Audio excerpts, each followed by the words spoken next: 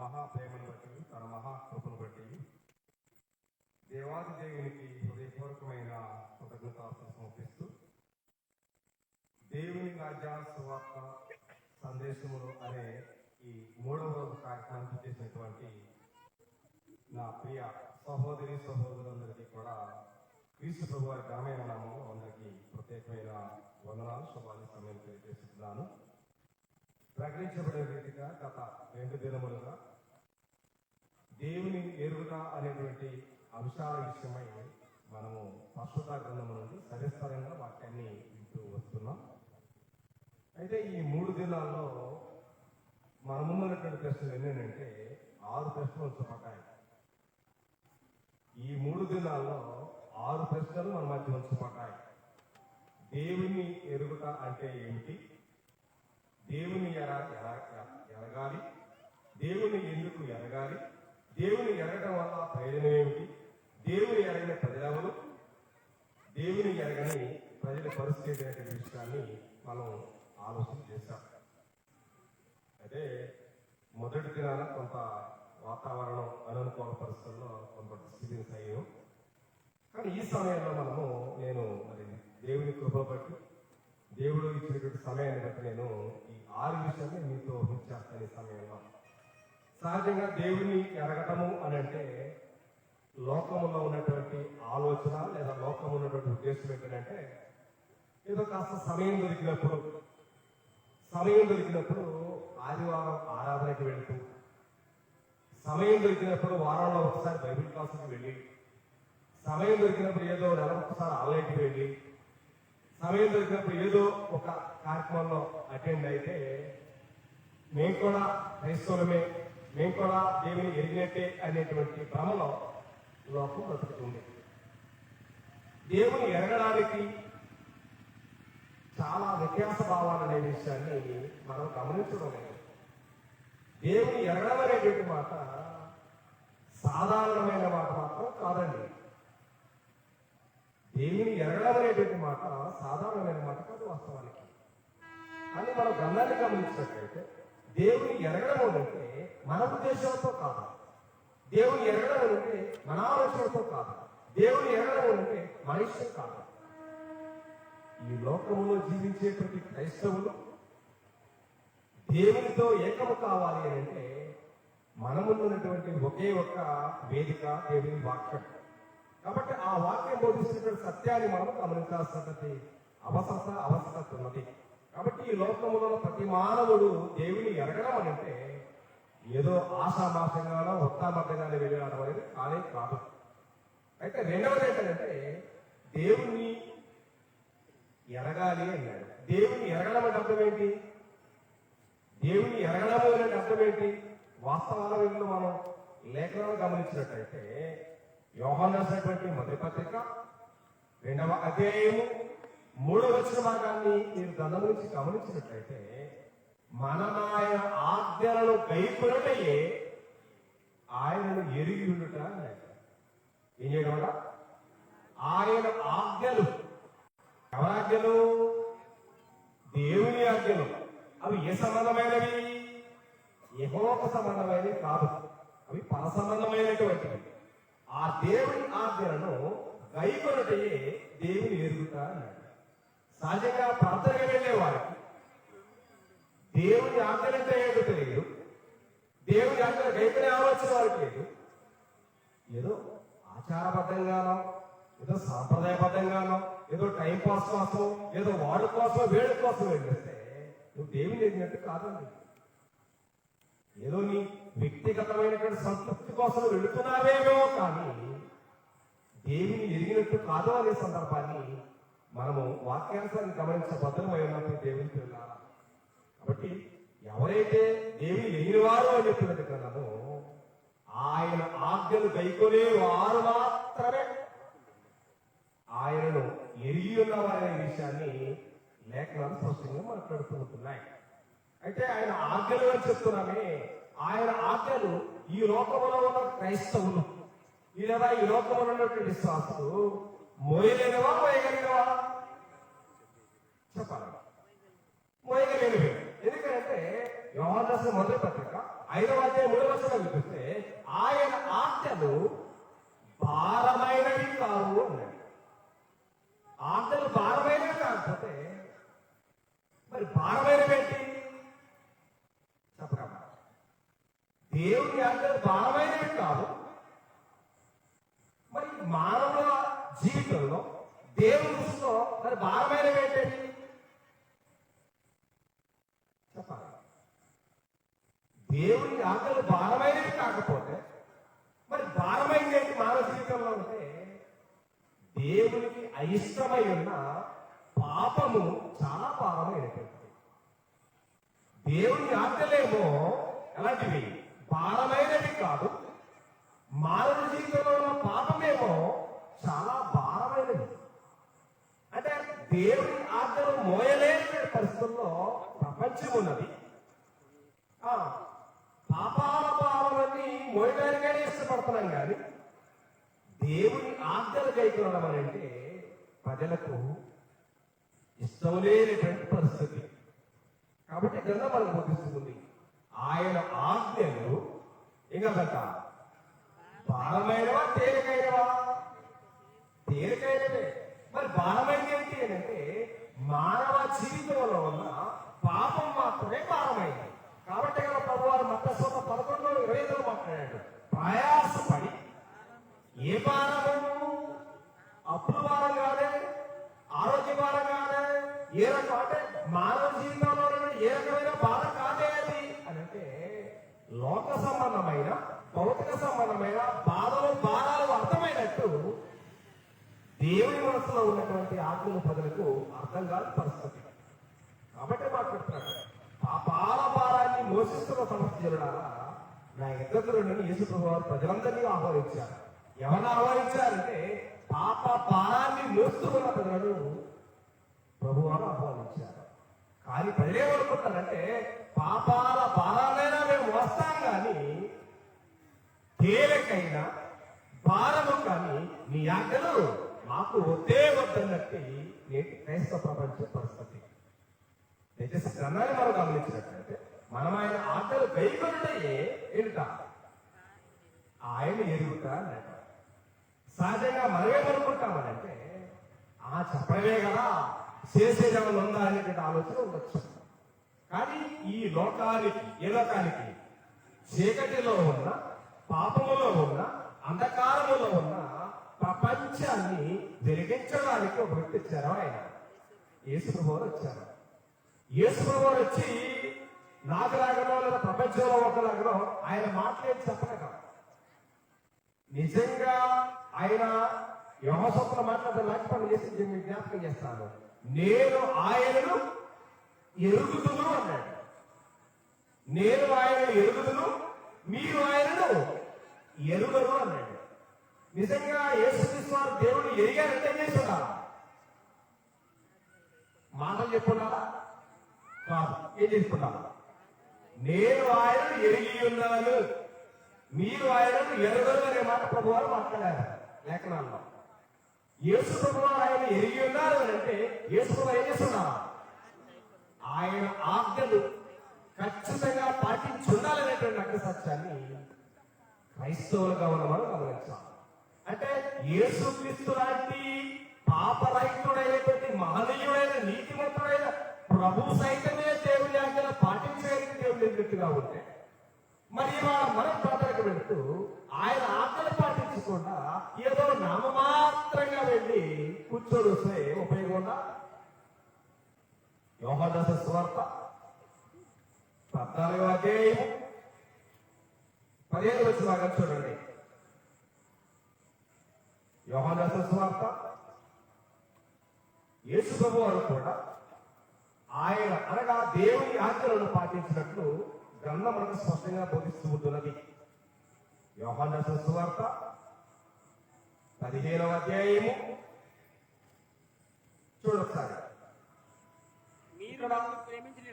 చూడక ఏం చెప్పబడింది అంటే మీరు నన్ను ప్రేమించే ఎడల నా ఆజ్ఞలను గైకొందురు అన్నాడు. నేను అమరావతి ఒకసారి యోహాను సువార్త 15వ అధ్యాయం 10వ వచనం భాగాన్ని నేను ఏమంటా నేను అనేటువంటి సెంటెన్స్ లేదా పదంలో ప్రస్తావించబడతాం వ్యక్తి ఎవరు? యేసు ప్రభువారు. నేను నా తండ్రి ఆజ్ఞలు గైకొని అన్నాడు. ఏసారట? నేను నా తండ్రి ఆజ్ఞలు గైకొని అన్నాడు. యేసు ప్రభుకి ఏమన్నా మినహాయింపుందా? లేదు.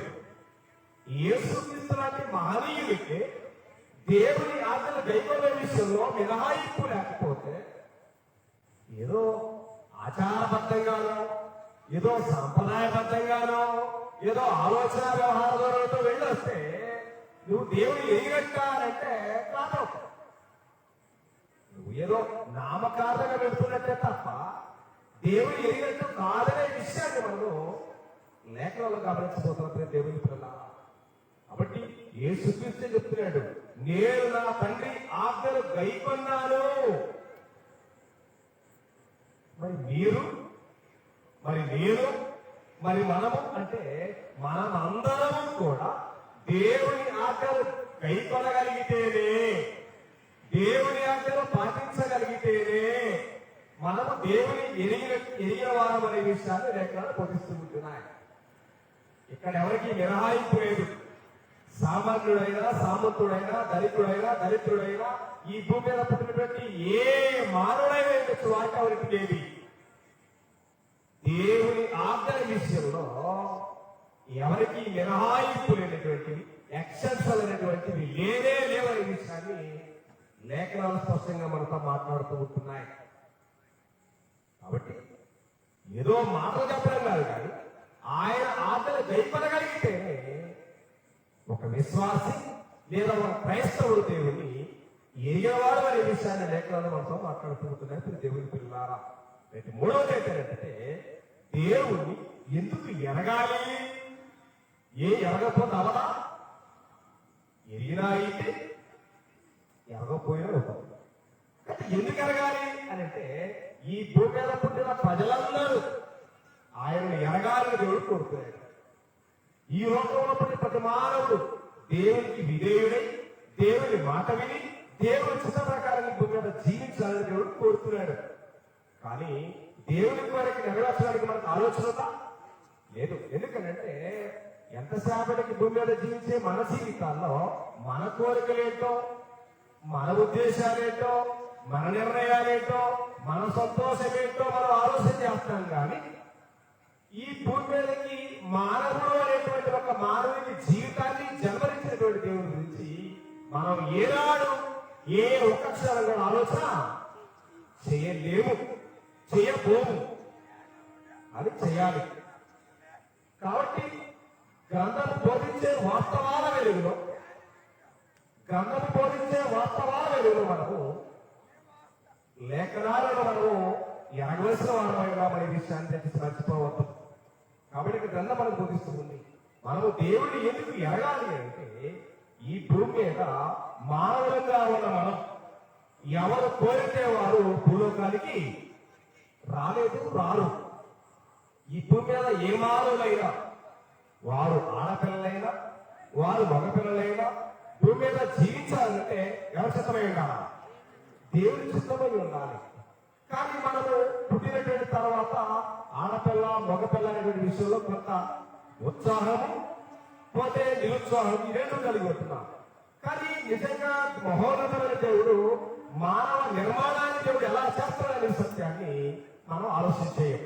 అదే వాస్తవాన్ని దావీదు భక్తుడు జ్ఞాపకం చేశాడు. ఒకసారి మనం పరిశుద్ధ గ్రంథములు కీర్తనల గ్రంథము 139వ కీర్తన, పరిశుద్ధ గ్రంథములండి 139వ కీర్తన 13-14 వచనాలలో దావీదు భక్తుడు ప్రస్తావన చేస్తున్నటువంటి సత్యాన్ని మనం చదవబోతున్న సమయంలో 139వ కీర్తన 13-14 వచనాలలో మానవ నిర్మాణం గురించినటువంటి ప్రస్తావనని దావీదు భక్తుడు జ్ఞాపకం చేస్తున్నాడు. 139వ కీర్తన 13-14 వచనాలు, నా అంతరింద్రియములను నీవే కలగజేసితివి, నా తల్లి గర్భమందు నన్ను నిర్మించిన వాడు నీవే, నన్ను కలగజేసిన విధము చూడగా నాకు భయమును ఆశ్చర్యమును పుట్టుతున్నది అన్నాడు. మానవుడు వరంగానే 9 నెలలు ఒక స్త్రీ గర్భవతివై 9వ నెల దాటిన తర్వాత ప్రసవించగానే మనిషి చూసి ఆడపిల్లైతే నిరుత్సాహం, మగబిడ్డ అయితే ఉత్సాహం, ఇదే సరిపోతుంది తప్ప ఒక తల్లి గర్భంలో శిశువు ఎలాగ ఎదుగుతున్నదో పుట్టినటువంటి ప్రతి మానవుని జన్మమైన దేవుని ఆలోచన అనే విషయాన్ని గమనించని గ్రహించినటువంటి నేటి ప్రజానికం. కాబట్టి అంటున్నాడు మానవ నిర్మాణం అనేటువంటిది అద్భుతమైనది. మనం ఏం చెప్తామంటే ప్రపంచంలో 7 గంటల గురించి చెప్తాం. ప్రపంచంలో ఒక మానవుడు మాట్లాడాల్సింది 7 గంటల గురించి కాదు, మానవ జీవిత జన్మ మాత్రమే చాలా వింతైనది, చాలా అద్భుతమైన విషయాన్ని మనం గమనించలేదు. కాబట్టి దేవుడు అలాంటి అద్భుతమైన జీవితాన్ని దేవుడు మనం ప్రసాదించిన కారణాన ఆటి మహోన్నతుడైన సర్వసృష్టికర్త దేవుని మనం ఖచ్చితంగా ఎరగవలసిన వారమైనామనే విషయాన్ని లేఖలు మనతో మాట్లాడుకుంటున్నాయి. అంత మాత్రమే కాదు, ఆయన ఈ భూమి మీద జీవించే ప్రతి మానవుడికి ఏమి ఇచ్చాడంట? అపోస్తల కార్యాల్లో 17 చెప్పాడు. ఆయన అందరికీ, కొందరికే కాదు, ఆయన అందరికీ ఏమిచ్చాడు? జీవమును ఊపిరిని సమస్తము దయచేసిన వాడు. ఏంటంట? జీవమును ఊపిరిని సమస్తమును దయచేసిన వాడు. ఇంకెవరు దయచేయగలరు? సహజంగా మనమైతే మనం పుట్టినటువంటి పిల్లల్ని అయ్యా నేను అప్పులో ఆదాయాలు చేసి నేను చదివించా, ఉద్యోగం చేస్తామో పనికి వెళ్తామో ఏం చేసుకుంటామో నీ తెప్పలు పడి మానవుడు తన పిల్లలను వదిలేస్తాడు. కానీ సృష్టికర్త అయినటువంటి దేవుడు అలాగ వదిలేశాడా? వదిలేయలేదు. కాబట్టి వారికి కావాల్సినటువంటి ప్రతి ఈవిని ప్రతి దీవెనలు వారికి తెచ్చేస్తూ వారి యొక్క హృదయాలను వారి యొక్క మనసులను ఉల్లాసంతో నింపడమే కాకుండా మానవులే కాదు, ఈ భూమి మీద జీవించే ప్రతి జీవకోటికి ఆహారం వేస్తారు. దేవుడు ఇస్తుంది. చూస్తారు కీర్తన గ్రంథము 145వ కీర్తన 17వ వచనాన్ని మీరు చూడగలిగితే, పరిశుద్ధ గ్రంథములో కీర్తన గ్రంథము 145వ కీర్తన 17వ వచనం, సర్వ జీవుల కన్నులు నీవైతే చూస్తున్నవి, తగిన కాలమందు నీవు వారికి ఆహారం ఇచ్చేదవు. మనం దాచుకుంటున్నాం, కానీ లోకంలో ఉన్న ఏ జీవరాశైనా రేపుకో వారానికో నెలకో కూడబెట్టుకునే దేవుడు ఉందా? లేదు. మనం మాత్రమే కూడబెడతాం. మనం కూడబెట్టుకుంటాం, మన వెనకున్న వారికి, వెనక రాబోతున్న వారికి మనం కూడబెడతాం. కానీ ఈ భూమి మీద జీవిస్తూ ఉన్న మానవుడికి అవన్నీ దయచేసింది ఎవరు? సమస్తము దయచేసింది ఆయనే. జీవమును ఊపిరిని ఆహారమును ఆరోగ్యమును ఆయుష్కాలమును ఈ భూమి మీద జీవించే ప్రతి మానవుడికి సమస్తాన్ని దయచేసేది వాడు ఆయనే అనే విషయాన్ని దయచేసి మనం మర్చిపోకూడదు దేవుని పిల్లలా. కాబట్టి గ్రంథం గుర్తిస్తుంది. ఎందుకు ఎరగాలి అంటే ఆయనే మన సృష్టికర్త, ఆయనే మనల్ని పోషించేవాడు, ఆయనే మనకు జీవాన్ని ఊపిరిని సమస్తము దయచేసిన సృష్టికర్త దేవుడు కనుక ఖచ్చితంగా మనం ఆయన ఎరగవలసిన బాధ్యత ప్రతి మానవుడి మీద ఉన్నది అనే విషయాన్ని మర్చిపోవద్దు. రైట్. మన ముందు 4వ ప్రశ్న ఏంటంటే, దేవుని ఎరగడం వల్ల ప్రయోజనం ఏంటి? ఇవాళ మానవులుగా ఉన్న మన జీవితాల్లో ఏ పనైనా చేయాలంటే నాకేంటి ప్రయోజనం కదా? ఇవాళ మనం ఏ పని చేస్తే ఆ పని చేస్తే నాకేంటి అంటే, నాకేంటి అని మనం అడిగామంటే ఆ పనిని గురించినటువంటి విషయంలో ఏదో ప్రతిఫలాన్ని ఆశిస్తున్నామన్న సంగతి మర్చిపోవద్దు. ఓకేనా? దేవుని ఎరగడం వల్ల పరలోకములో ఉన్న దేవుని, సృష్టికర్త అయిన దేవుని భూమి మీద ఉన్న ఒక మానవుడు ఎరగడం వల్ల అతని జీవితానికి వచ్చేటువంటి ప్రయోజనం ఏంటో, లాభాలు ఉన్నాయా, నష్టాలు ఉన్నాయా, మేలున్నాయా, దీవులున్నాయా, కీడుగా, శాంతం అనే విషయాన్ని మనకు పరిశుద్ధంగా సవిస్తరంగా గమనించినట్లయితే ఆ ఆజ్ఞ గురించి మాట్లాడుతున్నటువంటి ప్రస్తావన చేయబడింది. సామెతల గ్రంథం 3వ అధ్యాయం 1-2 వచనాలు మీరు గ్రంథం నుంచి గమనించినట్లయితే, సామెతల గ్రంథం 3వ అధ్యాయం ప్రారంభించారు. నా కుమారుడా, నా ఉపదేశమును మరువకుము, నా ఆజ్ఞలను హృదయపూర్వకముగా కైకొనుము అన్నాడు. ఏంటయ్యి? నా కుమారుడా, ఉపదేశమును ఏమో మరవకుము అన్నాడు. నా ఆజ్ఞలను హృదయపూర్వకంగా గైకొనుము అన్నాడు. ఏం చేయాలా? ఆజ్ఞలను హృదయపూర్వకంగా గైకొనాలన్నాడు. నువ్వు చేసే పని ఏంటి? ఒక్కటే, ఆయన ఆజ్ఞలను హృదయపూర్వకంగా గైకొనిన విశ్వాసికి లేదా క్రైస్తవుడికి లేదా మానవుడికి ఏ రకమైనటువంటి బెనిఫిట్స్, లాభాలను దేవుడు సమకూర్చుకుంటాడు. నేను చూడదొకసారి గైకొనుము అవి నీకు అన్నాడు. ఏవి?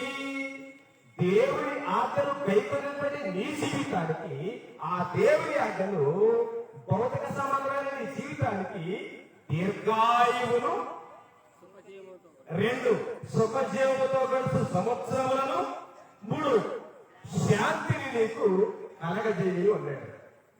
సహజంగా మన కోరుకునేది ఏంటంటే బైబిల్ గెట్ 1, ఒకటి కంటే వచ్చి ఒకటి కావాలని మన కోరిక. కానీ గ్రంథాన్ని గమనించి వాక్య ప్రకారంగా గమనిస్తే నువ్వు చేసేది ఒకటే, బైబిల్ గెట్ అన్ని 3. నువ్వు ఆయన ఆజ్ఞలను హృదయపూర్వకంగా గైకొనేటువంటి మనస్సు నీకు ఉండగలిగితే, అది హృదయపూర్వకంగా ఉండగలిగితే ఏమిస్తాడంట? భూమి మీద జీవించే నీ జీవితానికి 1 దీర్ఘాయువును, 2 సుఖజీవంతో కలిసేటువంటి సంవత్సరాలను, 3 ఏంటంటే శాంతిని అన్నాడు. ఇది ఏడాది కొరగలవా? ఈ 3టిని నువ్వు ఏడాది కొనలేవు. అవి సంతలో దొరికే సిద్ధపడులు అనేది కాదని. ఎవరివ్వాలా? అవి దేవుడే ఇవ్వాలా. దేవుడే ఇవ్వాలనుకుంటే నువ్వే చేయాలా? ఆయన ఆజ్ఞలను హృదయపూర్వకంగా గైకొనే ఆలోచన నీకు ఉండగలిగితే ఆయన నీకు దీర్ఘాయువు ఇస్తాడు, సుఖజీవితంతో కలిసిన సంవత్సరాలు ఇస్తాడు, నీకు నీ కుటుంబానికి శాంతిని ఇస్తాడు. ఎన్ని ఉన్నా కుటుంబాలకు శాంతి లేకపోతే ఉపయోగం చెప్పండి. ఎన్ని ఉన్నా సుఖజీవితంతో కలిసి సంవత్సరాలు లేకపోతే సుఖం చెప్పండి.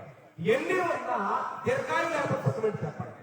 ఎక్కడో అవన్నీ అవి ఆయుష్ హాస్పిటల్లో ఇవ్వండి, లేదా మనటువంటి పెద్ద పెద్ద కార్పొరేట్ హాస్పిటల్లో లేవు. కాలాన్ని గమనిస్తే కాలం మనకు పాఠాలు చెప్తూనే వచ్చింది. 2020 సంవత్సరంలో చాలా మంది ప్రజలు కూడబెట్టిన దాసమైనటువంటి ధనాన్ని సూటు కేసు గోపాలకేసి డాక్టర్ల టేబుల్ ముందు పెట్టారు. ఎలాగైనా సరే బ్రతికించాలి. జీవన మరణములు అనేటువంటివి దేవుని శక్తిలో ఉన్నాయి. ద్వితీయ దేశంలో మాట్లాడాడు, భూమి మీద జీవించే ప్రతి మానవుడిని మృతి నొందించువాడను నేనే, బ్రతికించువాడను నేనే అన్నాడు. సహజంగా ఒకే ఒక మాట చెప్పాలంటే, పర్టికులర్ గా డబ్బులు ఎవరైతే కూడబెట్టి టేబుల్ మీద పెట్టారో వాళ్ళే లోకాన్ని విడిచిపెట్టారు. పేదవారికి ఎవరికి కూడా ఎలాంటి హాని లేదు. ఎందుకు అంటే ధనవంతులైనటువంటి వారు దేవుడికి దూరంగా ఉన్నారనే విషయాన్ని మర్చిపోవాలి. ఎందుకని? ధనం ఎక్కడ ఉండునో అక్కడే ఉంటుంది నీ హృదయం ఉంటుంది. ధనమున్న చోట దేవుని ఆజ్ఞలకు అక్కడ తావులేని కారణాన వారు దేవుడికి దూరం అవుతున్నారనే సందర్భానికి మనకు బోధిస్తూ ఉంటున్నది. కాబట్టి మాట్లాడుతున్నాడు, నా కుమారుడా నా ఉపదేశమును మర్చిపోవద్దు, నా ఆజ్ఞలను నువ్వు హృదయపూర్వకంగా గైకొనే మనసు నీకుంటే, గైకొనే ఆలోచన నీకుంటే అవి నీకు 1 దీర్ఘాయువును, 2 సుఖజీవిత కలిసి సంవత్సరములను, 3 నీకు శాంతిని అవే నీకు ఇస్తాయి అని చెప్పుకొచ్చాడు. కానీ ఆజ్ఞలంటే భారం, ఆజ్ఞలంటే ఒళ్ళు మంట, ఆజ్ఞలంటే తలనొప్పి ప్రపంచాన్ని, ఆజ్ఞల్లోనే సమస్తమున్నాయనే విషయాన్ని మనం మర్చిపోయి ఏదో ఆచారబద్ధంగా ఆదివారం వెళ్ళిస్తే ఒరిగేది ఏమి లేదు, ఉన్నదనే ప్రస్తావన చేసి మర్చిపోవద్దు. కాబట్టి కన్నాలి మనం గమనిస్తే అబద్ధమాడలేరని దేవుడు, ఏ దేవుడు? అబద్ధమాడలేరని దేవుడు అనాది కాలం అంటే ఒకటి వాగ్దానం చేశాడు. ఏంటో అది అబద్ధమాడలేరని దేవుడు. దాన్ని పౌలు మాట్లాడాడు తీర్పు పత్రిక 1వ అధ్యాయం 4వ వచనంలో, అబద్ధమాడలేరని దేవుడు అనాది కాలం అంటే నిత్య జీవాన్ని ఇస్తానని ఆయన వాగ్దానం చేశాడు. వాగ్దానం చేసిన ఎవరంట? వాగ్దానం చేసిన దేవుడు నమ్మదగిన వాళ్ళని మనం కొలుస్తూ ఉంటున్నది. నీతి పత్రికలో పౌలు చెప్తున్నాడంటే అబద్ధమాడలేని దేవుడు అనాది కాలం అంటే వాగ్దానం చేశాడు అని గ్రంథం మనకు కొలుస్తూ ఉంది. రైట్. ప్రపంచానికి, ఏ ప్రపంచానికి? క్రైస్తవ ప్రపంచానికి దేవుడు వాగ్దానాలు చేసిన నిత్య జీవాన్ని పొందాలి అంటే ఏం చేయాలి మనం? అసలు గ్యాపే లేకుండా ఆదివారం ఆరాధన సైత ఆకలికి దూరంగా ఉంది. ఏదో నామకార్థ భక్తులు ముందుంటే ఉపయోగం ఉందా? ఏమి లేదు. అరణ్యం తప్ప ఏమీ లేదు వాస్తవానికి. కాబట్టి స్పష్టంగా ప్రభు యేసు మాట్లాడారు.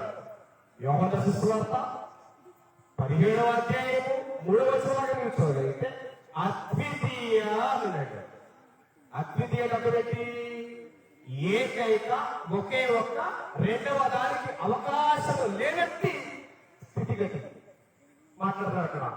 అద్వితీయ సత్యదేవుడమైన నిన్ను ఎవరు మాట్లాడుతున్నారు అక్కడ? ఎవరు అక్కడ మాట్లాడుతున్నారు? యేసు వారు మాట్లాడుతున్నారు. అద్వితీయ సత్యదేవుడమైన నిన్ను నీవు పంపావే. ఎవరైనా యేసు క్రీస్తునే నన్ను ఏదంట ఎరుగుటయే నిత్య జీవం అని చెప్పాడు.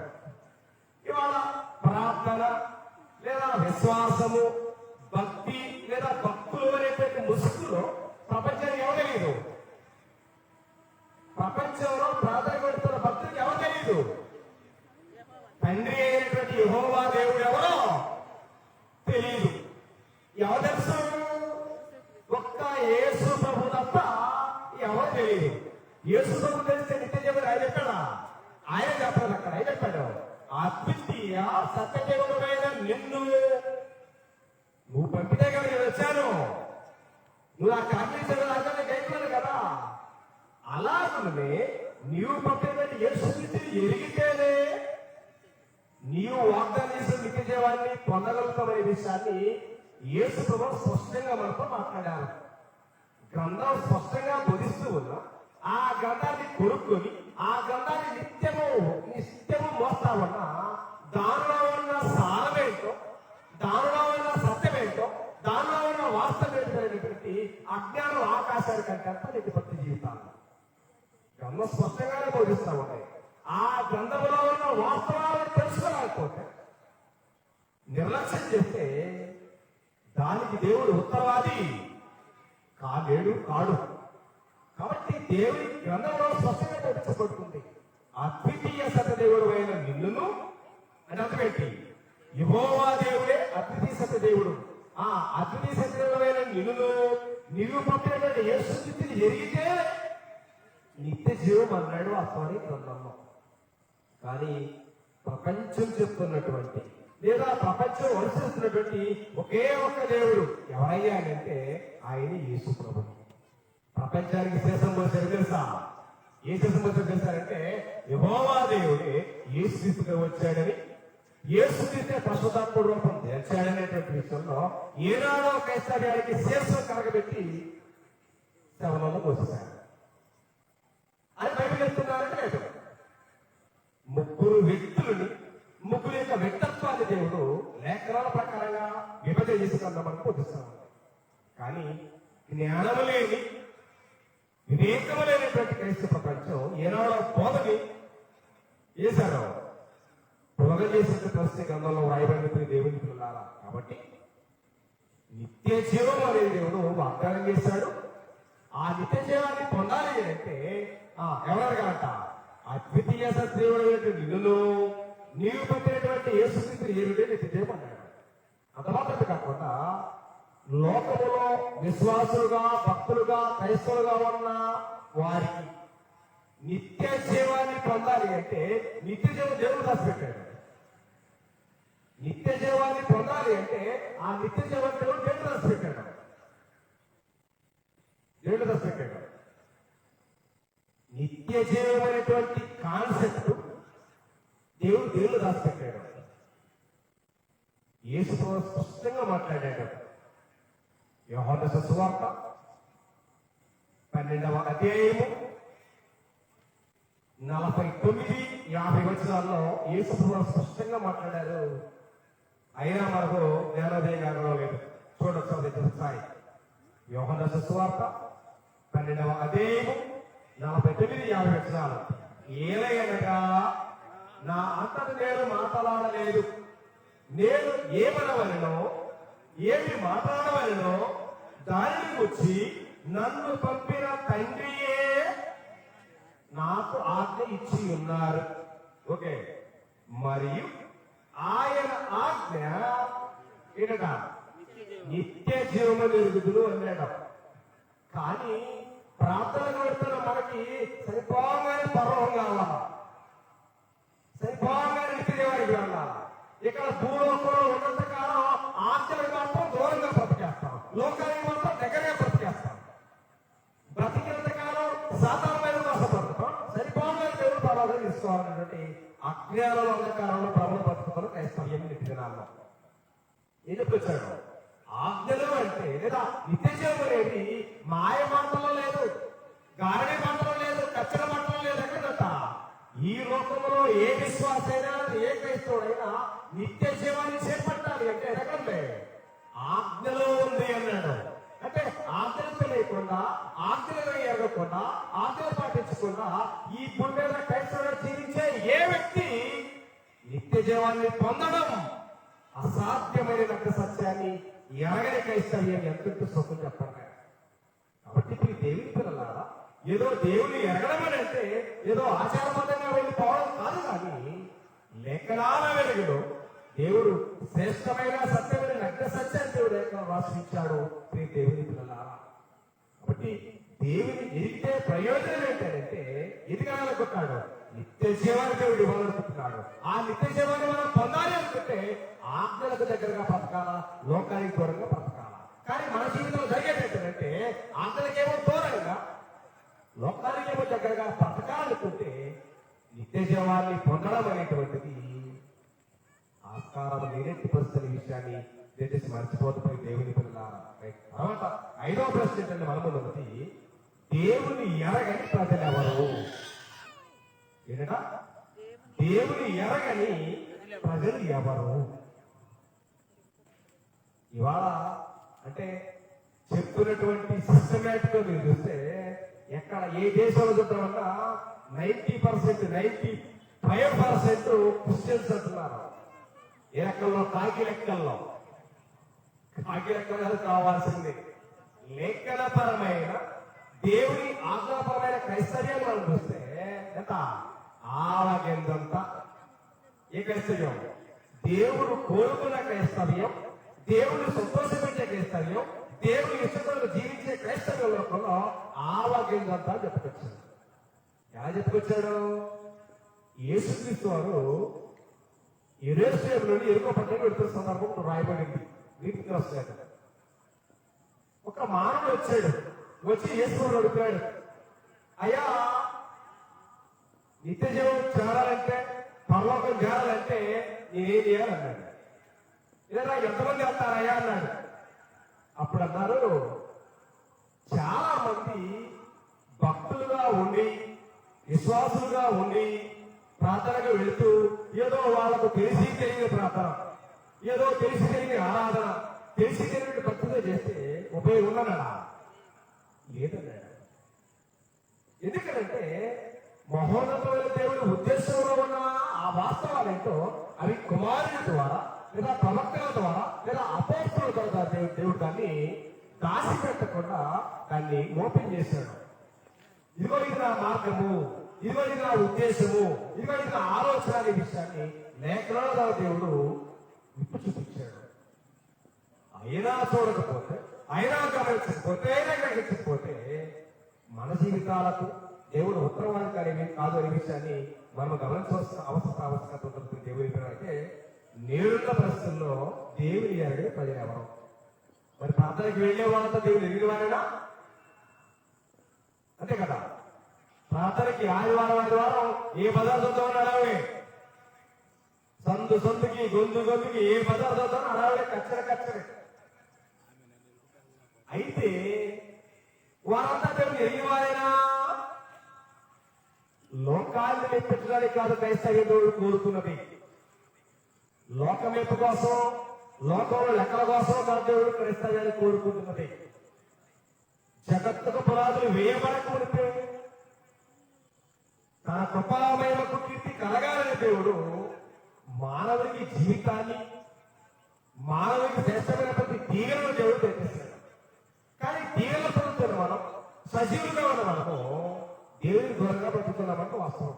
అయితే ఇక్కడ దేవుని ఎరగని ప్రజలు అంటే దేవుని ఎరగని ప్రజలు ప్రార్థనే, ఆరాధనే, ఏ రోజు ద్వారా ప్రార్థన జీవితమే. కానీ అయినా దేవుని ఎరిగినట్టు ఏం కాదు, దేవుని ఎరిగినట్టు ఏం కాదు. నిజంగా దేవుని ఎరగని ప్రజలెవరు?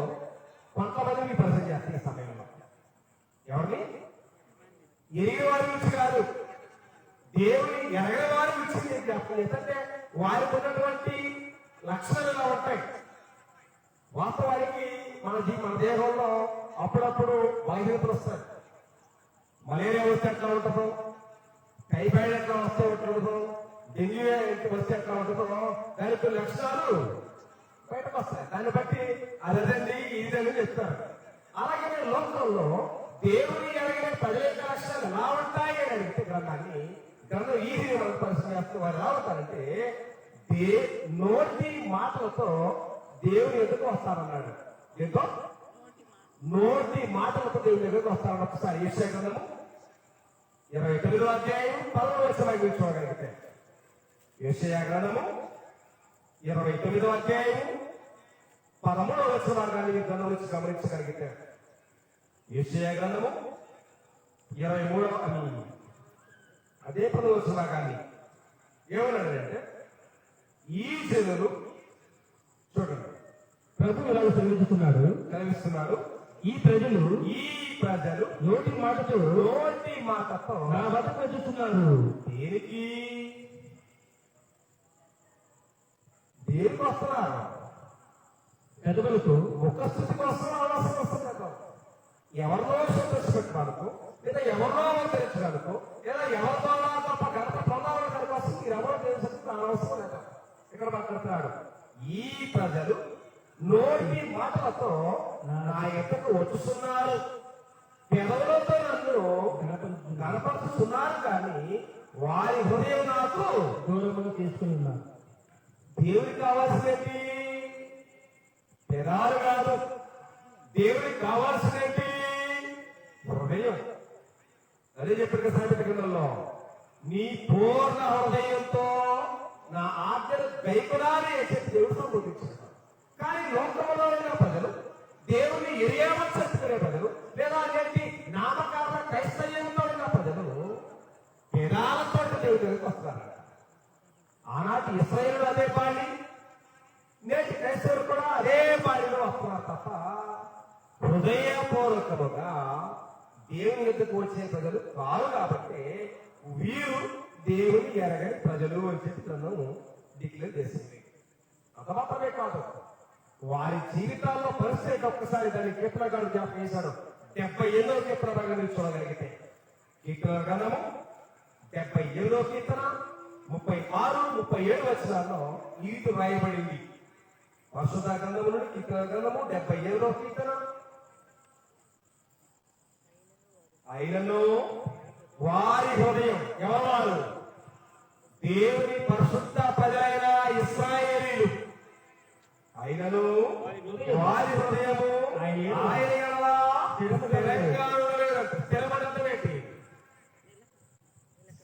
స్థిరపడంటే పరిస్థితులు ఏమైనా రాని మనం ఆగడం.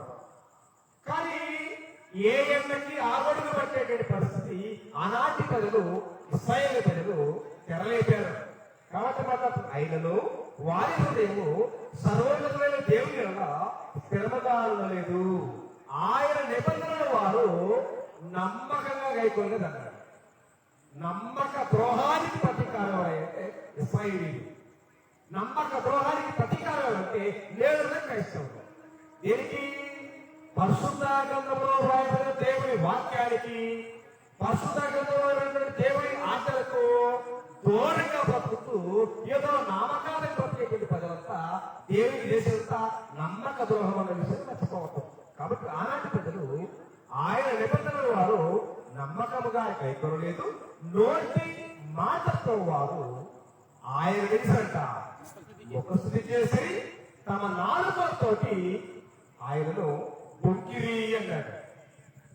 ఎంత ప్రమాదం, ఎంత ప్రమాదం ఈ సంబంధించి దేవుని మాటలు కైకొనకుండా నాలుకతో స్థుతిస్తూ పెదాలతో స్థుతిస్తూ దేవునికి దూరంగా బ్రతికేస్తూ బొక్కడం అనేటువంటి మాట చాలా విచారమైనటువంటి మాట, చాలా సిగ్గుతో చెప్పాల్సినటువంటి పదం ఇది. ఆనాటి ఇశ్రాయేల్ని కూడా జరిగించారు, నేటి క్రైస్తవుని కూడా అదే చేస్తున్నారు తప్ప మరొకటి కాదు.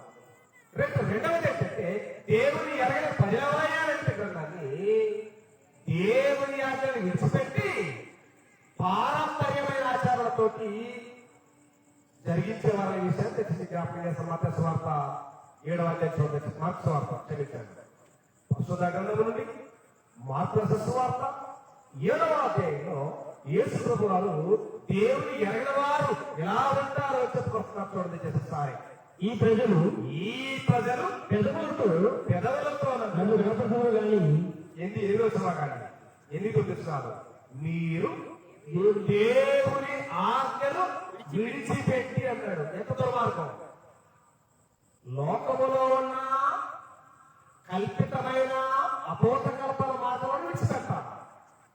కానీ క్రైస్తవ్యము లేదా అలాంటి జనులు ఏమిటంట దేవుని ఆజ్ఞ విడిచిపెట్టారు. అంటే దేవుని ఆజ్ఞ విడిచిపెట్టారంటే వాళ్ళు ఎంత వచ్చిందండి చూడండి అక్కడ. మీరు దేవుని ఆజ్ఞను విడిచిపెట్టి మనుషుల పారంపర్యాచారాలను కైకొలుస్తూ మరియు ఆయన మీ పారంపర్యాచారాలను కైకొనటకై దేవుని ఆజ్ఞను బొత్తిగా నిరాకరించుదురు అన్నాడు. మానవ మాటేమో నెత్తికెక్కుతున్నారు, దేవుని ఆజ్ఞలేమో కరివేపాకంటే ఘోరంగా పక్కన పెట్టేశారు. కాబట్టి దేవుని ఎరగని వారు ఎలా ఉంటారే అంటే దేవుని ఆజ్ఞను విడిచిపెట్టి పారంపర్యాచార లెక్కలో బ్రతికే క్రైస్తవులు ఎవరైతే ఉంటారో వారు దేవుని ఎరగని వారు అనే విషయాన్ని లేఖనం ఖచ్చితంగా డిక్లేర్ చేసింది. వారు ఎలా ఉంటారంటే పైకి భక్తి, లోపల ఇంకా లోకమే. దాన్ని తోడు మాట్లాడాడు తిమోథెయుసు 2వ పత్రిక 3వ అధ్యాయం 5వ వచనం చూడగలిగితే పైకి భక్తి గలవారి వలె ఉండి దేవుని వాక్యాన్ని దేవుని శక్తిని ఆశ్రయించని వారే దేవుని ఎరగిన వారు అన్నాడు. చూడండి తిమోథెయుసు 2వ పత్రిక 3వ అధ్యాయం 5వ వచనం చూడగలిగితే తిమోథెయుసు 2వ పత్రిక 3వ అధ్యాయం 5వ వచనం పైకి భక్తి గలవారి వలె ఉండి దాని శక్తిని ఆశ్రయించని వారనయ్యుండు ఇట్టి వారికి విముఖుడవయ్యుండుము అన్నాడు. ఇవాళ లోపల భక్తికి పైకి భక్తికి చాలా వ్యత్యాసం ఉంది. ఎందుకని మనకు తెలిసిన వాస్తవమే, నిండుగా ఉన్నటువంటి బిందైనా నిండుగా ఉన్న కొండైనా ఎలా ఉంటుంది స్థిరంగా ఉంటుంది. అదే సగంతో నిండినటువంటి కొండ బింగా అవుతుంది, దానిని మోయడం చాలా కష్టం. ఎందుకని నిండుగా ఉన్నది పలకదు, అదే కొంచెం ఎదురుగా ఉన్నది ఏదైనా అట్లా ఇద్దరు మోయడం చాలా కష్టం. కానీ నేడు లోకంలో చెప్పుకుంటున్న క్రైస్తవ్యం ఎలాంటిదంటే పైకి భక్తి, లోపల దేవుడు తెలియదు, దేవుడెవరో తెలియదు, ఆయన ఆజ్ఞలు తెలియదు, అసలు ఎందుకోసం దేవుడు ఆరాధించాలో దేవుడు ఎందుకు నమ్మాలని తెలియదు పరిస్థితి. ప్రార్థన మాత్రం వస్తాం ఎందుకు? లోకం కోసం. వాళ్ళు వెళ్తున్నారు, వీళ్ళు వెళ్తున్నారు, వాళ్ళు వెళ్తారు, వీళ్ళు వెళ్తున్నారు అని చెప్పి ఎవరి కోసం దేవుడు దగ్గర వస్తున్నామని మనం బ్రతుకుతున్నాం. కానీ దేవుని ఆజ్ఞలకు దూరంగా బ్రతుకుతున్నామనే విషయం కొంతమంది పోగిస్తూ ఉన్నాయి. పైకి పెట్టే కానీ గృహప్రవేశానికి వెళ్ళాలనుకోండి లేదా పెళ్లి చేయాలనుకోండి, ఎవరు కావాలా? పాస్టర్ గారి పని లేదు, వాళ్ళకి శుభగడియలు కావాలి, శుభముహూర్తం కావాలి. ఎడకెళ్ళాలి క్రైస్తవులకి శుభముహూర్తాలతోటి శుభలగ్నాలతోటి శుభ సమయంతో పనుందా? సమయమంతా కాలమంతా దేవుడు మనకి ఇచ్చిందే కదా. ప్రార్థనే, కానీ మంచి రోజేదో అనగా ఎవరికి మంచి ఏదో తెలిస్తే వాడిగా తల ఎత్తి ఏడుస్తా కదా. నిజంగా మంచి ఏదో చెప్పేటువంటి వాడు ఎవరైతే ఉంటారో లోకంలో వాడిగా తల ఎందుకుంటుంది? కాబట్టి సహజంగా లోకంలో జ్ఞానంతో ఆలోచన చేయాలి. మనం స్టేషన్లో పడి కానీ లేదా బస్ స్టాండ్లో కానీ కూర్చుంటే, అంటే మనకు అప్పుడప్పుడు అక్కడ శరకలు పెట్టుకొని వాడు కూర్చుంటాడు. కూర్చొని మీకు జాతకం చెబుతాం, మీకు మంచి చెబుతాం, జరిగే జీవితం, జరగబోయే జీవితం, జరిగిన జీవితం అంటాడు. సహజంగా పిలుస్తూ ఉంటారు అందరినీ. నిజంగా అలాంటి జరగబోయేది జరిగేది తెలిస్తే వాడి జాతకాన్ని వాడు మార్చుకోవచ్చు. కానీ మార్చుకున్నావా? వాడి జీవితాన్ని వాడు మార్చుకునే వాడు బజార్లో ప్రయాణం జీవితం మారుతాడా? మన శాతత్వం అలాగుంటుందా? ఖచ్చితంగా కూర్చుంటావాడు ఏం కాదు. కాబట్టి ఇప్పుడు దేవుడి పిల్లలారా, పైకి భక్తి గలవారి ఉండి దేవుని వాక్యాన్ని, దేవుని చిత్తాన్ని ఆశ్రయించని వారు ఎవరైతే క్రైస్తవులుగా ఉన్నారో వారు దేవుని ఎరగని నామకారం క్రైస్తవులు అని చెప్తున్నాను. నిజంగా దేవుని ఎరిగిన వారైతే లేదా క్రైస్తవులైతే దేవుని లేక ఏదైతే సెలవిస్తా ఉందో, ఏదైతే తెలుస్తా ఉంటారో ఆ వాక్య ప్రకారంగా మాత్రమే నీ ఎరుగులు ఉండాలా, నీ మాట్లాడాలా, నీ ఆలోచన, నీ ఉద్దేశం ఉండాలా. అవునా? ఏడండి ఏదో ప్రార్థనకి వెళ్తామండి, ఏం కావాలా? అంతా కావాలా? ఆదివారం ప్రార్థన కావాలా? లోకంలో జరిగే విన్యాసాన్ని మనే మరి వారిలా దేవుని ఎరిగి వారు అవుతారు అయ్యే ఆస్కారమే నువ్వు అనుకుంటే పరిస్థితి కాదు. కాబట్టి లేఖనాల ప్రకారంగా రుజువేయడం చాలా ప్రాముఖ్యమైనది, ప్రామాణికమైంది. అది జరగడం లేదు ప్రతి దేవుని పిల్లలు లోకంలో. మాత్రమే కాకుండా పైకి భక్తి గలవారైతే ఎవరైతే ఉంటారో వారు దేవుని ఎరగని వారు అని చెప్పొచ్చాడు. మాత్రమే కాకుండా దేవుని ఎవరైతే ఎరగట్లేదో వారి దగ్గర ఏం లేదు, తెలుసుకోలేదు. దేవుని ఎరగని వారి దగ్గర తెలుసుకోలేదు. దేవుని వాక్యానికి సోటు లేదు, సోటు ఇవ్వరు. ఎందుకని? హృదయం అంతా ఏమైంది? లోకంతో నింపబడింది కనుక దేవుని వాక్యానికి ఏం లేదు ఇక్కడ సోటు. దానినే యేసు స్పష్టంగా మాట్లాడొకసారి యోహాను సువార్త 8వ అధ్యాయము 37వ వచనాన్ని మనం చదువుతున్నాం ఈ సమయంలో. పరిశుద్ధ గ్రంథం నుండి యోహాను సువార్త 8వ అధ్యాయము 37వ వచనాన్ని చదువుతున్నాం. మీరు అబ్రహాము సంతానమని నాకు తెలియదు, అయినను నీలో నా వాక్యమునకు సోటు లేదు అన్నాడు. వాక్యానికి సోటు లేకపోతే దేని సోటు ఉంది? లోకానికి, లోక ఆచారాలకి, లోక సంబంధమైన ఏదో ఉద్దేశాలకి పెద్దపేట వేశాం. దేవుని వాక్యాన్ని ఎవరో బయట పెట్టారు. దేవుని వాక్యానికి ఏ మనిషి యొక్క హృదయంలో సోటు లేదో వారు పట్టికలుగా దేవుని ఎరగని వారి విషయాన్ని లేఖల మనతో మాట్లాడుతున్నప్పుడు దేవుని పిల్ల అంతమాత్రమే కాకుండా దేవుని ఎరగని వారు ఎలా ఉంటారంటే ఎంత గ్రంథాన్ని చదివినా, గ్రంథాన్ని ఎంత వింటున్నా వారికి గ్రహింపే ఉన్న పరిస్థితి. వారు గ్రహించలేరు అన్నాడు. ఒకసారి అక్కడ రాయబడింది యోహాను సువార్త 8వ అధ్యాయము 32వ వచనాన్ని 31 వచనాలు.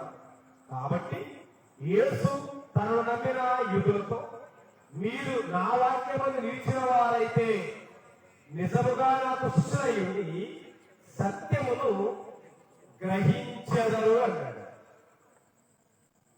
సత్యాన్ని గ్రహిస్తారు అన్నాడు. ఎవరో నిజంగా దేవుని ఎరిగిన వారైతే సత్యాన్ని గ్రహిస్తారు, దేవుని ఎరగని వారైతే గ్రహించరు. ఎందుకని? అన్నిటి మీద ఆలోచన ఉంటుంది, అన్నిటి మీద ఒక సరైనటువంటి ఒక దృక్పథం ఉంటుంది. కానీ వాక్యమన్నా, దేవుని చిత్తమన్నా, దేవుని ఉద్దేశమన్నా ప్రజలకు వాక్యం పట్ల సరైన ఆలోచన అవగాహన ఉండదు. అన్నీ ఒకటేగా. ఎవరికి? పచ్చకాయలు వచ్చిన కళ్ళకి అన్ని ఒకటిలా కనపడతాయి. కానీ నేడున్న క్రైస్తవుడికి, వాక్య ప్రకారంగా నడవాలనుకున్న క్రైస్తవుడికి ఆ వ్యత్యాసం తెలిసి ఉండాలని కన్నా మనకు బోధిస్తూ ఉంది. కాబట్టి అన్నాడు సమస్తమును పరీక్షించి మేలైన దానిని చేపట్టాలని కొంతమంది బోధిస్తా ఉంది. కానీ మనం ఏమనుకుంటామంటే అన్ని మనమేనని వాపేసుకుంటే ఏమవుతుంది? నష్టపోకుండా మనమేననే విషయాన్ని దయచేసి మర్చిపోతుంది దేవుని ప్రేరణ గ్రంథ ప్రకారంగా. కాబట్టి దేవుని ఎరగనటువంటి వారు ఉన్నారు కనుకనే అలాంటి ప్రజలందరినీ ఉద్దేశించి యేసులో ఏమన్నాడంటే మీరు ఆయన ఎరగరు అన్నాడు. అయిపోలా దాన్ని మనం వాక్యపరం చేసే యోహాను సువార్త నేను ఆయనను ఎరుగుదును అన్నాడు. దేవుని ఎరగటువంటి ఇశ్రాయేలు ఎలా ఎరగని దేవుణ్ణి అంటే దేవుని ఆజ్ఞలను వారు నమ్మకంగా గైకొన లేదు. ఆ కారణాన్ని బట్టి వారు దేవుని ఎరగని వారు అని చెప్పి మరి నేను ఎరుగుదు అన్నారే, ఈయన ఎరగాడు మాట చెప్పరా? చెప్పరా? తండ్రి నాకు ఆజ్ఞాపించిన ఆజ్ఞలన్నిటి నేను నెరవేర్చి తిరిగి సహజంగా ఈ భూమి మీద మనం ఏమనుకుంటున్నామంటే సమయం ఉన్నప్పుడు, సమయం దొరికినప్పుడు ఏదో ఆదివారం ప్రాంతానికి వెళ్ళొస్తే ఆరాధించొచ్చారు, మహిపరిచారు, నా ఆరాధన పరలోకి వెళ్ళింది, నేను వెళ్ళిపోతున్నా పరలో బతుకుతున్నారు కాదు. ఈ భూలోకంలో జీవించే ప్రతి మానవుని భక్తి ద్వారా దేవునికి పైన కలగాలి అనే ఆలోచన వరకు మనం ఏం చేయాలా? మనకి ఇష్టం చేస్తే కుదురుతా? కుదరదు. కుదిరే ఛాన్సే లేదు. ఏం చేయాలా? ఈ లోకంలో నేను గాని, మీరు గాని, మనం గాని, ప్రపంచంలో క్రైస్తవులుగా ఉన్నవారు ఎవరైనా కానీ వారి జీవితం ద్వారా ఖచ్చితంగా పట్టించుకునే దేవుడికి మహిమే కలగాలని చేయాలా? నీ ఇష్టాన్ని, నీ ఉద్దేశాన్ని, నీ సంతోషాన్ని, ఆనందాన్ని అతకలెక్కించి దేవుని చిత్తమేదో గమనించవలసిన అవసరం ఉంటుంది. దాన్ని యోహాను సువార్త 17:4 ప్రభువు మాట్లాడారు. చేయుటకు నీవు నాకిచ్చిన పనిని సంపూర్ణంగా నెరవేర్చి భూమి మీద నిన్ను మహిమపరిచింది ప్రభువు మాట్లాడారు. ఇవాళ ఎంతమంది వేసిన మాట్లాడారు? దేవుడిచ్చినటువంటి మాటల్ని, దేవుడిచ్చిన చిత్తాన్ని, దేవుడిచ్చిన ఉద్దేశాన్ని నా జీవితాన్ని నెరవేర్చాలని చెప్పగలిగినటువంటి సామర్థ్యం కలిసినంత మన భూమి మీద ఉందా? యేసు మాట్లాడారు. తండ్రి చేయుటకు నీవు నాకు ఇచ్చిన పనిని సంపూర్ణంగా నెరవేర్చి భూమి మీద నేను మహిమపరచాలని ధైర్యంగా మాట్లాడగలిగాడు. మరి అలాంటి సామర్థ్యం, అలాంటి స్టెబిలిటీ నేటి క్రైస్తవులకు ఉందా? లేదు. వెళ్ళేదేమో ప్రార్థనకి, చేసే పనులన్నీ లోక సంబంధమైన పనులు, చేసే పనులన్నీ సాధారణ సంబంధమైన పనులు తప్ప దైవ సంబంధమైన కార్యక్రమాలు కాదు దేవుని పిల్లల. కాబట్టి యేసు వారు మాట్లాడారు, నేను ఆయనను ఎరుగుదును, మీరు ఆయనను ఎరగవని చెప్పారు. కాబట్టి ఈ లక్షణాలతో ఉన్నవారు, ఏ లక్షణాలు? నోటి మాటతో దేవుని ఎదుకు వచ్చిన వారైనా, పారంపర్యమైన ఆచారాలతో క్రైస్తవుగా నడుస్తున్న వారైనా, పైకి భక్తిగా వాయవనే ఉడిలాగా ఉన్నవారైనా, వాక్యానికి వాక్యంలో చోటు లేకపోయినా, సత్యము గ్రహించకపోయినా, వారు ఎలాంటి వారైనా దేవుని ఎరగని వారు చెప్పుకొచ్చుతున్నారు. ఎలాంటి వారంట? దేవుని ఎరగని వారు. మరి అడవులు మాత్రం అడవుని ఆకాశానికి అంటేంత కానీ సారమన్నా లేదు. వాక్యం తెలియదు, దేవుడు ఎవరో తెలియదు, దేవుడి చిత్తం తెలియదు. కానీ ఆదివారం వాదన ప్రార్థన టైం పాస్ చేస్తాం. ఇది వాడుక వేరుగా కానే కాదు ఈ దేవుని పిల్లలు. కాబట్టి ఇవాళ చాలా మంది ప్రజలు ఏదో ప్రభువా వచ్చేది ప్రార్థన చేస్తే డైరెక్ట్ గా ఎక్కాయికి పరలోకం అనుకుంటున్నారు. పరలోకం చేరాలన్నా, నిత్య జీవం చేరాలన్నా ఏముంది కనుక? ఏముంది? ఏదో ఉంది. దాని స్పష్టంగా ప్రభు అంటాడు మత్తయి సువార్త 7:27 ప్రభువా ప్రభువా అని ఏదో సులువుగా వచ్చే పదాలతో నేల మీద తొలిస్తే అవునండి. ఇవాళ సమాజంలో అగేది అనుకుంటుంది. అక్కడ మాట్లాడే స్పష్టంగా ప్రభువా ప్రభువా అని నన్ను పిలిచి ప్రతివాడు చేరడం, పరలోకం చేరడం, పరలోక రాజ్యం చేరాలి అంటే ఆలోచన ఎవరికంటే ఉందో మరి పరలోకమందున్న నా తండ్రి చిత్తమేదో దాన్ని జరిగించాలన్నారు. తండ్రి జరగకపోతే దేవుడే జరగకపోతే మరి తండ్రి చిత్తమే తెలిసింది, దేవుడి చిత్తమే తెలిసి ప్రపంచానికి క్రమకాపతి ఉందా? ఉందా? ఏం లేదు. అయోమయం గందరగోళం లోకంలో క్రైస్తవ పరిస్థితి. నిత్య జీవం చేరాలన్నా, పరలోకం చేరాలన్నా మాయ మాత్రం లేదు. ఏదో ఆచారబద్ధంగా ఆదివారం టైప్ వస్తా స్వార్థకు వస్తే వచ్చేది కాదు. అబద్ధవాడదారు దేవుడు అనాది కాలంలో వాగ్దానం చేశాడు. ఆ వాగ్దానం వచ్చేసి నిత్య జీవాన్ని చేపట్టాలి అంటే అది దేవుడి చిత్తంలో ఉన్నదనే విషయాన్ని మనం గమనించలేము. దేవుడి పిల్లలారా, క్రైస్తవ్యం అనేది లోక సంబంధమైనది కాదు. క్రైస్తవ్యం అనేది భౌతిక సంబంధమైనది కాదు. క్రైస్తవ్యం అనేది నరకచ్చిది కాదు. క్రైస్తవ్యం అనేది దైవ సంబంధమైనది. క్రైస్తవ్యం అనేది ఆత్మ సంబంధమైనది. క్రైస్తవ్యం అనేది దేవుడికి ఇష్టమైనది. కానీ అవి మనకు తెలియదు. ఏదో ఆదివారం మనకు తోచినట్టుగా, మనకు నచ్చినట్టుగా, మనకు సంతోషకరంగా ఏదో ఆదివారం మిగిలిన త్యాగం చేసే ప్రజలు మనం ఉంటారు తప్ప దేవుడు ఎవరో, దేవుడి చిత్తమేంటో అవి ఎలా ఉంటాయనే విషయాన్ని స్పష్టంగా గ్రంథం మనం బోధిస్తుంది. తెచ్చిస్తారు రోమిలకు రాసిన పత్రిక 12వ అధ్యాయం 2వ వచనం చూస్తే మీరు అన్నాడు. ఎవరు వాళ్ళు? ప్రార్థనలకు వెళుతున్న విశ్వాసులు లేదా ప్రార్థనలకు వెళుతున్న క్రైస్తవులు పర్టికులర్గా మాట్లాడారు. మీరు ఈ లోక మర్యాదను అనుసరింపక అన్నాడు. లోకానికి ఏమైనా లోకానికి మీకు సంబంధం ఉందా? లేదు. దేవుడు లోకంలో మనను వేరు చేశాడు. వేరు చేసినాడు. లోకంలో ఉన్న మనము చెప్పాడు, మీరు ఈ లోక మర్యాదను అనుసరింపక ఉత్తమమును అనుకూలమును సంపూర్ణమైన దేవుడి చిత్తమేదో పరీక్షించి తెలుసుకున్నట్లు మీ మనసు వారి రూపాంతరం పొందాలని దేవుడు కోరుతున్నాడు. ఎలా మారేది? మారడం లేదు. ఎంతసేపటికి భూలోకంలో కళ్ళు తెరిచి మరలా ఇక్కడ కళ్ళు మూసే సమయం దాకా మన ఆలోచన అంతా, మన ఉద్దేశం అంతా, మన జీవితం అంతా లోకానికి కనబెట్టింది తప్ప దేవునికి, దేవుని చిత్తానికి, దేవుని ఇష్టానికి ఏ క్షణం కూడా మనడానికి అట్టి అవకాశాన్ని ఇవ్వనటువంటి దుర్దశలో మానవ జీవితం అన్నట్టు దేవుని పిల్లడా మాట్లాడుతున్నాడు కదా. మీరు ఈ లోక మర్యాద వలసింది పక్క ఉత్తమమును అనుకూలమును సంపూర్ణమైన దేవుని చిత్తమైన పరిశీలించి తెలుసుకుని రూపాంతర పొందాలని దేవుడు కోరుతున్నాడు. కానీ అయా రూపాంతర వద్దు, పరలోక వద్దు, నిత్య జీవం వద్దు, నీ ఆజ్ఞ మాకు వద్దే వద్దు. ఏదో పేరు చెప్పుతూ బతుకుతా మన ప్రబల బతుకుతుంది క్రైస్తవ్యం. నిజమైనటువంటి నిజ విద్వాలతో ప్రజలు బతకడం లేదు. లేదు దినాల్లో గ్రంథాలు రాస్తున్నారు, కానీ ఆ గ్రంథాల్లో ఉన్న నగ్న సత్యమేంటో ఎరగని పరిస్థితుల్లో ఉన్నారు. ఎరగకపోతే దేవుడు గారికి ప్రమాది కాదు. ప్రతి వారు కూడా ఎరగాలని, ప్రతి వారు తెలుసుకోవాలని, ప్రతి వారు దానికి లోబడాలని దేవుడు చేస్తాడు. ఎదురు చూస్తా ఉన్నాడు. రాలికెట్లలో వచ్చిన వివేకము కలిగి దేవుని వెతకవారు కలరేమో అని ఆకాశముడు పరిశీలన చేస్తున్నాడు. దేవుడు మన పరిశీలన చేస్తా ఉంటే అదే లోకాన్ని పరిశీలన చేస్తాం. లోకానికి దగ్గరగా దేవుని దూరంగా. ఎంత విచారకరమైన కోసం ఆలోచన చేయండి. కాబట్టి దేవుని ఎరగనటువంటి ప్రజల పరిస్థితి ఏంటి? అంతా సమానమేనా?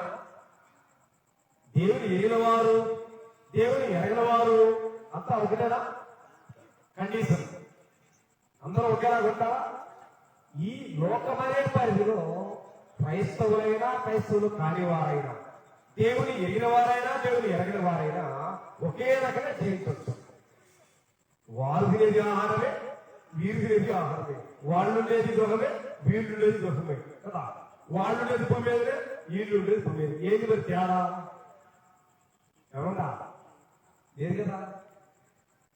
నిజమైన దేవుడు కోరుకున్న ఉద్దేశం అనేది నేను ముందు చెప్పాను, లోక సంబంధమైనది కాదు అని చెప్పచ్చు. ఎందుకని నీతిమంతుల మీదను అనీతిమంతుల మీదను తన సూర్యుడిని ఉదయం చేస్తాడు.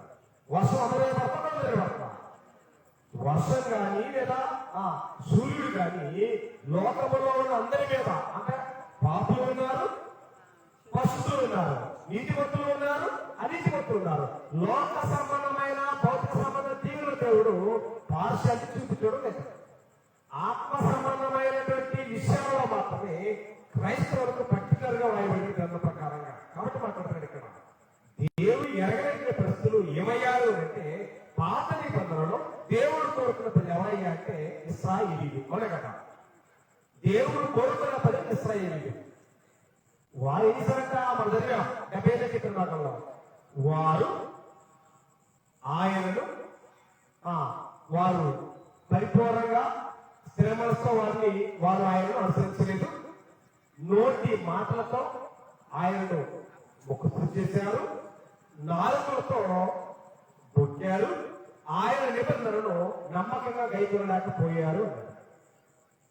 అంటే దేవుని ఆజ్ఞలను గైకొనలేనటువంటి ప్రజలందరూ గమ్యం చేరలేదు, చేరే అవకాశం కూడా దేవుడు ఇవ్వడం. పాత నిబంధనలో ఏం జరిగిందో కొత్త నిబంధనలో గ్రంథకర్త ఒక వ్యక్తి మాట్లాడుతున్న చూస్తారు. పరిశుద్ధ గ్రంథం నుండి హెబ్రీ రాసిన పత్రిక 3వ అధ్యాయము, హెబ్రీ రాసిన పత్రిక 3వ అధ్యాయము 16-17 వచ్చినాము. హెబ్రీ గ్రంథకర్త మాట్లాడుతున్న గమనించినట్లయితే, విని కోపం పుట్టించిన వారెవరు? మోషే చేత నడిపింపబడి ఐగుప్తు నుండి బయలుదేరి వచ్చిన వారే కదా. ఎవరు వాళ్ళు? ఇశ్రాయేలీయులు. వచ్చిన వారే కదా. వారెవరంటే ఇశ్రాయేలీయులు. చూడక్కడ మాట్లాడుతున్నాడు, ఇశ్రాయేలే కదా. ఎవరి మీద 40 ఏళ్ళు ఆయన కోపగించను, పాపము చేసిన వారి మీదనే కదా. వారి శవములు అన్నాడు. చూసారా, ఇదేనా వారి శవములు అరణ్యములో రాలిపోయేది అన్నాడు. సరిగా మనవాడికి అసలు రాలిపోయేది పండిపోయిన ఆకులు, పండినటువంటి కాయలు మనవాడి కోసం చెప్పుకునేది. కనుక దేవుడు ఏం మాట్లాడుతుందంటే, నా ప్రజలైన ఇశ్రాయేలీయులు నా మాట వినని కారణాన, నా దృష్టిలో పాపం చేసిన కారణాన, నా మీద తిరుగుబాటు చేసిన కారణాన, నన్ను నామకారంగా ఎరిగిన కారణాన వారు అరణ్యములోనే ఏమంట రాలిపోయారు అని చెప్పుకొచ్చారు. దేవుని ఉన్నతమైన సంకల్పంలో ఉన్న ఇశ్రాయేలు పరిస్తే అలాగుంటే, క్రైస్తవులుగా నామకార్థంగా ఆచారబద్ధంగా సాంప్రదాయబద్ధంగా లోకానికి ఎక్కువగా దేవుడితో బతుకుతున్న మన జీవితాలు మనకైతే మన ప్రశ్న వాళ్ళని మాట్లాడుతున్నాడు. గమనిస్తే అంత మాత్రమే కాకుండా వారు ఇశ్రాయేలీయులు అరణ్య మార్గం ద్వారా ప్రయాణం చేస్తూ ఎంతమంది గమ్యం చేరారు? ఎంతమంది చేరారు? ఇద్దరే చేరారు. 6 లక్షల మంది పైగా ఐగుప్తు నుంచి కాలానికి ఆనందంగా బయలుదేరితే, బయలుదేరేటప్పుడు ఆనందం ప్రయాణంలో ఉండదు. అలాగే బాప్తిజం పొందినప్పుడు చాలా హ్యాపీగా ఉంటుంది. బాప్తిజం పొందిన తర్వాత ఎన్నో సమస్యలు చిక్కుముళ్ళు వస్తాయి, లోపల తెలిసిపోతా ఉంటారు. నేను పెట్టడం చాలా విచారమైన సంగతి. కాబట్టి ఎంతమంది అయ్యారంటే, ఒక కాలేపు ఎవరితో తప్ప కానాను దేశంలో ప్రవేశించే వారు ఎవరు లేరు అని చెప్పి స్పష్టంగా బోధించింది. నేడున్నటువంటి క్రైస్తవ ప్రపంచంలో లేదా లోకంలో చెప్పుకునేవారు ఎక్కువ. ఏమని? మేము, మా తాతలు, మా ముత్తాతలు అందరూ క్రైస్తవులమే. చెప్పుకునే క్రైస్తవం కాదు దేవుడు కోరుకుంటున్నది. వాక్యాన్ని అనుసరించి వాక్య ప్రకారంగా నడిచే క్రైస్తవ దేవుడు కావాలని కోరుతున్నాడు. తీతుకు పత్రిక 1వ అధ్యాయం 10వ వచనం మీరు చూడగలిగితే, వారు దేవుని ఎరువులు అని చెప్పుకుందరు అన్నాడు. ఇశ్రాయేలు ఏం చేశారు? నోటి మాటలతో దేవుని ఎదురుకు వచ్చారు ఆనాటి ఇశ్రాయేలు. నేడున్న క్రైస్తవుల వారు కూడా దేవుని ఎరువులు అని వేదాంతం చెప్పుకుంటున్నారు, దేవుని ఎదురు దూరంగా ఉన్నారు. అంటే అలా నోటి మాటలు చెప్పుకునే క్రైస్తవులు దేవుని దృష్టిలో ఎలా ఉన్నారో పౌలు ప్రస్తావన చేస్తుంటారు. చూడండి, అక్కడ వారు దేవుని ఎరుగుమని చెప్పుకుంటారు, కానీ వారు దేవుని దృష్టిలో అసహ్యులు. దేవుని దృష్టిలో అసహ్యులు అయినా వారు నిత్యం ప్రార్థన చేస్తా ఉంటారు. వారు దేవుని దృష్టిలో అసహ్యులు, వారు దేవునికి అవిధేయులు. ప్రతి సత్కార్య విషయంలో భ్రష్టులు అన్నాడు. మన దేశం ఒకే ఒక భ్రష్టుడు చెప్పండి. గ్రంథము ఉన్న ఒక భ్రష్టుడి గ్రంథం మనకు బోధించేవారు ఆయన. ఏశావు లాంటి భ్రష్టుడైన ఈ విచారి అయినను మీ మధ్యలో ఉండేమో చూసుకోగానే మనకు చాలా బిడి వేస్తుంది. కానీ దేవుని వాక్యాన్ని ఎరగకుండా, ఆజ్ఞలు గైకొనకుండా, నామకార్థంగా ఎరియామని చెప్తున్న ప్రజలు తెలకమంట భ్రష్టులై ఉన్నారు అని చెప్పింది గ్రంథం. అంతకించినట్టు ఘోరమైన కఠిన పదం లేదు గ్రంథంలో. కాబట్టి వారు దేవుని ఎరుగని చెప్పుకుంటారు కానీ వారు అసహ్యులు, అవిధేయులు, ప్రతి సత్కార్య విషయంలో దేవుణ్ణి ఎరగనట్టున్నారయ్యా. నామకార్థంగా ఏదో క్రైస్తవ్యమైన ముసుగు కట్టుకొని ప్రార్థపడుతున్నారు తప్ప ఆజ్ఞలకు దూరంగా పడుతున్న క్రైస్తవ్యం నేటి దుర్దినాల్లో ప్రతి ఉంటున్నారు. ఎరిగితే ఒకలాగా, ఎరగకపోతే ఒకలాగా ఉండే పరిస్థితి ఉన్నది. దేవుడు ఒక దినాన్ని నిర్ణయించాడు. అపోస్తుల కార్యక్రమం మీరు తీరొస్తుంది. అపోస్తుల కార్యక్రమం 17వ అధ్యాయం 31వ వచనంలో నీతిని అనుసరించి భూలోకములకు తీర్పు తీర్చబడే ఒక దినాన్ని దేవుడు నిర్ణయించాడు. ఆ నిర్ణయించబడినటువంటి దినమున దేవుని ఎరిగిన వారెవరో, దేవుని ఎరగిన వారెవరో, ఆ లోకాన్ని ప్రేమించేవారెవరో, దేవుని ప్రేమించేవారెవరో, పాపాల భారాన్ని మోసేవారెవరో, దేవుని అక్కడ పోయిన వారెవరో అన్న విషయం ఖచ్చితంగా ఖ్యాతకాలమైన దినం ఉన్నది కనుక చివరిగా మాట తీసుకుంటూ పౌలు మాట్లాడుతున్నాడు. అపోస్తులైన పౌలు తెస్సలోనికీయులకు రాసిన 2వ పత్రిక 1వ అధ్యాయము 6-8 వచనాల్లో ఈ రీతి మాట్లాడబడిన గ్రంథంలో చూడగలిగితే, అపోస్తులైన పౌలు తెస్సలోనికీయులకు రాసిన 2వ పత్రిక 1వ అధ్యాయము 6-8 వచనాలు, ప్రభువైన యేసు తన ప్రభావమును కనపరచు దూతలతో కూడా పరలోకము నుండి అగ్నిజ్వాలలో ప్రత్యక్షమై అన్నాడు. మొదటిసారి ప్రత్యక్షమైన దేనికోసం? మొదటిసారి ప్రత్యక్షమైంది మానవ జీవితంలో ఉన్న భారమైన పాపాన్ని తొలగించి పరిశుద్ధులుగా, నీతిమంతులుగా, నిర్దోషులుగా, దేవుని ఎరిగిన ప్రజలుగా చేయడానికి ఆయన మొదటిసారి ప్రత్యక్షం అయ్యాడు. రెండోసారి ప్రత్యక్షం కాబోతున్న దేనికి మాట్లాడుతూ చూడండి. ఆయన ప్రత్యక్షమైనప్పుడు దేవుని ఎరగని వారికి నామకార్థంగా కానీ, ఆచారబద్ధంగా కానీ, పారంపర్యమైన ఆచారంతో కానీ దేవుని ఎరగిన వారికి, ప్రభువైన యేసు సువార్తకు లోబడిన వారికి ఉన్నట మంచి పూలపాడుతుందా లేదు, మిగిలిన ఒకటే అగ్ని పాడుతూ తప్ప మిగిలిన లేదు. మాట్లాడుతున్నాడు అక్కడ. ప్రతిదమైన చేయనప్పుడు ఖచ్చితంగా నీటి నడుచుకుంటే ఒక దినానికి దేవుడు తీర్పు చేసుకోబోతాడే. ఆ దినమున దేవుని ఎరగిన వారికి, ఎవరు ఎరగిన వారు? దేవుని ఆజ్ఞలు గైకొనని వారే నామకార్థంగా వేషాలు అంటే ముసుగులు కప్పుకొని, వేషాలు కప్పుకొని, నామకార్థంగా లోకంలో క్రైస్తవులైన పేరుతో బ్రతుకుతున్న వారు ఎవరైతే ఉంటారో మరి మిగిలినది ప్రతి దండలనే విషయానికి అన్న మనకు పొందుతున్న దేవుని పిల్లలారా. కాబట్టి నిత్య జీవాన్ని కావాలనుకున్నా లేదా పరలోకం చేయాలనుకున్నా దానికి చాలా ప్రామాణికమైంది దేవుని ఆజ్ఞల విషయాన్ని ఎవరైతే విస్మరిస్తారో వారి కోసం ఎదురు చూసేది అగ్నిలోనే తప్ప మరొకటి కాదు దేవుని పిల్లలారా. కాబట్టి లోకంలో బ్రతుకుతున్నామనే పేరు బ్రతుకొద్దు.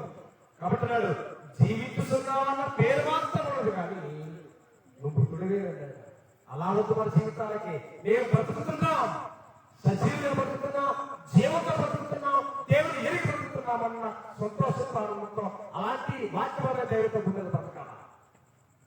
అలా కాకపోతే ఉపయోగం లేదు. కాబట్టి మనమంతా దేవుని ఎదుట ధైర్యం ఎప్పుడు ఉండగలం?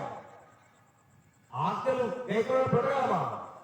ఆజ్ఞలు నీరిన ఆదాము దేవుని ఎదుట ధైర్యం ఉండడా? లేదు. బిడియం వచ్చేసి వచ్చేసింది, దాంట్లో వచ్చింది. కాబట్టి మీరు అవకాశం పత్రిక 3వ అధ్యాయంలో మన హృదయం మన మీద దోషారోపణ చేయగల మనము దేవుని యొక్క ధైర్యం గలవారమైంది పొందాడు. ఆజ్ఞలు గైకొని బలా నమ్మకమైన మనుషుదాస అనిపించుకోవడానికి ధైర్యంగా ఉంటావో, ఆజ్ఞలు గైకోనకుండా నేను దిగంబరికి చెప్పేటువంటి ఆదావలా ఉంటావో తెలుసుకోవాల్సిన మన జీవితాన్ని మర్చిపోవద్దు. మోసపోతుంది. దేవుడు వ్యక్తిగతమనలో భూమి మీద మనిషి ఏ విత్తనాన్ని తీస్తాడో అదే పక్క కావాల్సిన పరిస్థితి మర్చిపోవద్దు. ఇక్కడ నువ్వు దేవుడు ఎరిగినవాడుగా జీవించగలిగితే దేవుడు ఎరిగిన వారికి దేవుడు జీవాడిస్తాడు, పర్వకాలిస్తాడు. దేవుడు ఎరిగిన వారిగా జీవిస్తే నిత్య అగ్నిగుండాన్ని ఇస్తాడు. ఈ శాస్త్రకాలం ఉండే పరిస్థితి దేవుడుతున్నాడా? మర్చిపోవద్దు. మోసపోకుడి. మనిషి ఏ భక్తి జీవితాన్ని కలిగి ఉంటాడో దానికి దేవుడు ప్రతిఫలాన్ని ఖచ్చితంగా ఇస్తాడు. దేవుడు అన్యాయస్తుడు కాదు. మీరేం చేస్తారో అదే ప్రతిఫలం ఇస్తాడు. మీరు నీతిగా బ్రతికితే నీతి ఫలాన్ని ఇస్తాడు, మీరు అన్యాయంగా బ్రతికితే అక్రమ ఫలాన్ని దేవుడికి ఇస్తాడు. కాబట్టి దేవుడు ఈ స్వార్థ సభ ద్వారా దేవుడు ఏం కోరుతున్నాడంటే, ఈ లోకంలో సజీవులుగా ఉన్న ప్రతి మానవుడు దేవుని ఆజ్ఞలు గైకొంటూ ఆయన ఎరిగిన వారంగా, ఆయనను లోబడే వారంగా, ఆయన ప్రేమించే వారంగా, అన్ని సందర్భాలు ఆయన లోబడే జీవించే వారంగా మీద మనందరి జీవితాలు కావాలని దేవుడు ప్రేమపూర్వకంగా దేవుడు మనం చేస్తా ఉన్నాడు. ఈ సమయంలో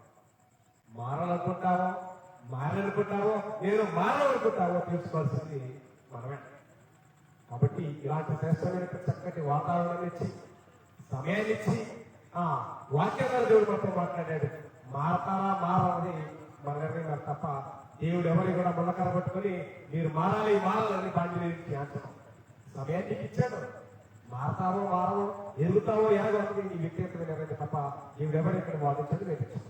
కానీ ఇక్కడ నువ్వు మారకపోతే దేవుడు ఒక దినాన్ని నిర్ణయించాడే, ఆ నిర్ణయించబడిన దినాల వల్ల ఖచ్చితంగా ఏమవుతుందంటే ఖచ్చితమైన ప్రతి దండాలు ఉడవే విషయాన్ని ఎవరు మర్చిపోతుంది దేవుడిని పిల్లరా.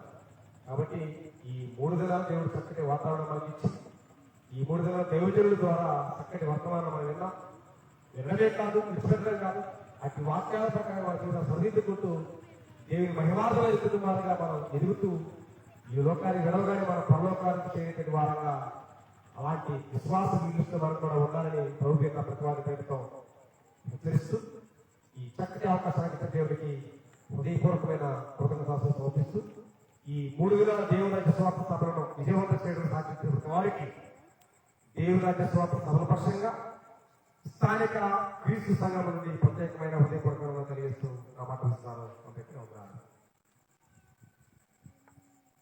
రైతు మనము ముగింపులోకి వచ్చాం. కార్యక్రమం చాలా